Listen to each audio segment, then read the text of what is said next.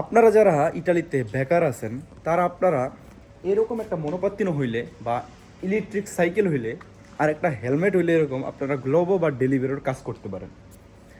এগুলো করে মাসে আপনারা 1,500 থেকে 2,000 ইউরো নর্মালি আপনাদের থাকবে। এর থেকে বেশিও অনেকে আছে যারা এক্সপার্ট, তারা ইনকাম করে। তো আপনারা যারা বেকার আছেন তারা এই কাজগুলো করতে পারেন। আজকে আমি আপনাদের 3-4টা কাজের কথা বলবো যারা বেকার তাদের জন্য এই কাজগুলা করলে আপনাদের দেশে টাকা পাঠিয়ে আপনাদের নিজের থাকা খাওয়া হয়ে যাবে আপাততর জন্য। সো ভিডিওটা শেষ পর্যন্ত দেখবেন। ভিডিওটা দেখে যদি আপনাদের ভালো লাগে অবশ্যই লাইক কমেন্ট শেয়ার করবেন আর চ্যানেলটিকে সাবস্ক্রাইব করবেন। সো গাইস, আজকে আমাদের ভিডিওতে বলা হবে যে আপনারা ডেলিভারিও কীভাবে করবেন এবং গ্লোবও কীভাবে করবেন। সো ডেলিভারির জন্য আপনাদের যেটা সর্বপ্রথম দরকার সেটা হচ্ছে এরকম একটা মনোপাত্তিনো দরকার। মনোপাত্তিনোর থেকে বেস্ট হয় সাইকেল, কারণ মনোপাত্তিনো দিয়ে আপনি বেশিতে বেশি 4-5টা কনসেন্টারে দিতে পারবেন। আর যদি আপনার ইলেকট্রিক সাইকেল হয় তাহলে আপনি দিনে 8 ঘন্টা কাজ করতে পারবেন, ঠিক আছে।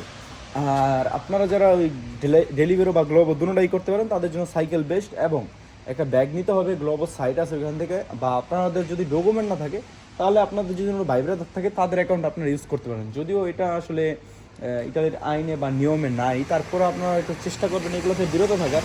কিন্তু যদি কিছু করার না থাকে তাহলে এগুলো করতে পারেন।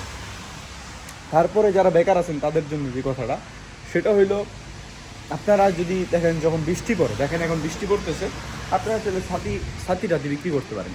ছাতিটাতি বিক্রি করলে কিন্তু আপনারা মাসে ভালো একটা টাকা ইনকাম করতে পারেন। কি আপনাদের থাকা খাওয়ার খরচ হয়ে যাবে এবং আপনাদের ফ্যামিলিকেও মোটামুটি একটা টাকা দিতে পারবেন, ঠিক আছে। সো ছাতি বিক্রি করা হয়তো অনেকে খারাপ চোখে দেখে, বাট আপনি না খেয়ে থাকলে আপনাকে কেউ 1 পয়সা দিয়ে জিগাবে না, ঠিক আছে। আপনাকে কেউ 1 পয়সা দিয়ে জিগাবেন আপনি যদি না খেয়ে থাকেন বাসায়। আপনি যদি আপনার দেশে টাকা না পাঠান, আপনার বাপ মা যদি না খেয়ে থাকে আপনার কেউ জিগাইব না, ঠিক আছে। সো এগুলো মাথায় রাখবেন। তারপরে যে কাজটা করতে পারেন, আপনারা ফুল বিক্রি করতে পারেন। ফুল বিক্রি করতে হলে কিন্তু আপনার ডকুমেন্ট লাগতেছে না। এখানে ডকুমেন্ট না থাকলেও আপনার একটু চেষ্টা লাগবে, ধৈর্য লাগবে, লজ্জা শরম মানতে হবে, তাইলে আপনারা সেটা করতে পারবেন। সো ফুল বিক্রি করা কেউ কিন্তু অনেক বেশিরভাগ, বিশেষ করে বাঙালিরা অনেক খারাপ চোখে দেখে। সো এগুলো থেকে আপনারা থাকবেন যে বাঙালি কী বলো তা দেখার সময় নেই, বাঙালি গণার সময় রাখবেন না। কারণ আপনারা সবাই জানেন যে ইটালিতে বা বিভিন্ন বিদেশে বিভিন্ন রাষ্ট্রে যদি বাঙালির কেউ ক্ষতি করে থাকে তাহলে বাঙালির ক্ষতি করে। সো এইগুলো থেকে আপনারা মাথা থেকে ঝেড়ে ফেলবেন যে বাঙালি কী ভাবলো এটা দেখার সময় নেই, ঠিক আছে। এটা মাথায় রাখবেন।